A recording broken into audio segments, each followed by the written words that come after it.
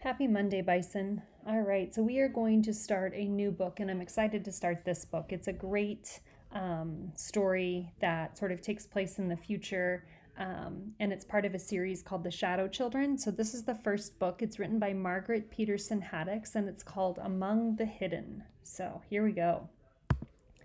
Chapter 1. He saw the first tree shudder and fall, far off in the distance. Then he heard his mother call out the kitchen window, "Luke! Inside! Now!" He had never disobeyed the order to hide.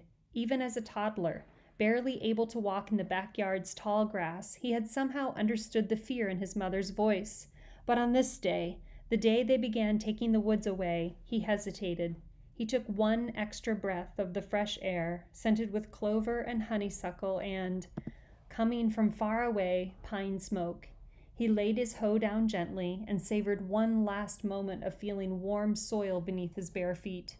He reminded himself, "I will never be allowed outside again. Maybe never again as long as I live."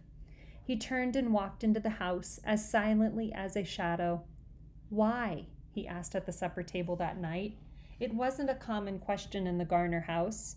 There were plenty of hows. How much rain the backfield get? How's the planting going? Even what's? What'd Matthew do with the 5/16 wrench? What's Dad going to do about that busted tire? But why wasn't considered much worth asking. Luke asked again, "Why'd you have to sell the woods?" Luke's dad harumphed and paused in the midst of shoveling forkfuls of boiled potatoes into his mouth. "Told you before, we didn't have a choice. Government wanted it. You can't tell the government no." Mother came over and gave Luke's shoulder a reassuring squeeze before turning back to the stove. They had defied the government once with Luke. That had taken all the defiance they had in them, maybe more. "We wouldn't have sold the woods if we hadn't had to," she said, ladling out thick tomatoey soup. "The government didn't ask us if we wanted houses there."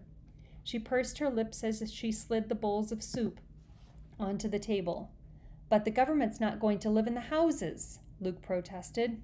At 12, he knew better, but sometimes still pictured the government as a very big, mean, fat person 2 or 3 times as tall as an ordinary man, who went around yelling at people, "Not allowed!" and "Stop that!" It was because of the way his parents and older brothers talked. "Government won't let us plant corn there again. Government's keeping the prices down. Government's not going to like this crop." "Probably some of the people who live in those houses will be government workers," Mother said. "It'll all be city people." If he had been allowed, Luke would have gone over to the kitchen window and peered out at the woods, trying for the umpteenth time to picture rows and rows of houses where the firs and maples and oaks now stood, or had stood. Luke knew from a sneaked peek right before supper that half the trees were now toppled. Some already lay on the ground, some hung at weird angles from their former lofty positions in the sky. Their absence made everything look different, like a fresh haircut exposing a band of untanned skin on a forehead. Even from deep inside the kitchen, Luke could tell the trees were missing because everything was brighter, more open, scarier. "And then, when those people move in, I have to stay away from the windows?" Luke asked, though he knew the answer. The question made Dad explode. He slammed his hand down on the table. "Then? You gotta stay away now. Everybody and his brother's going to be tramping around back there to see what's going on. They see you—" He waved his fork violently.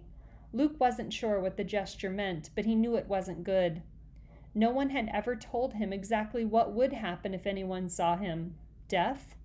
Death was what happened to the runt pigs who got stepped on by their stronger brothers and sisters. Death was a fly that stopped buzzing when the swatter hit it. He had a hard time thinking about himself in connection with the smashed fly or the dead pig, gone stiff in the sun. It made his stomach feel funny even trying. "I don't think it's fair. We've got to do Luke's chores now," Luke's older brother Mark grumbled. "Can't he go outside some? Maybe at night?" Luke waited hopefully for the answer, but Dad just said, "No," without looking up. "It's not fair," Mark said again.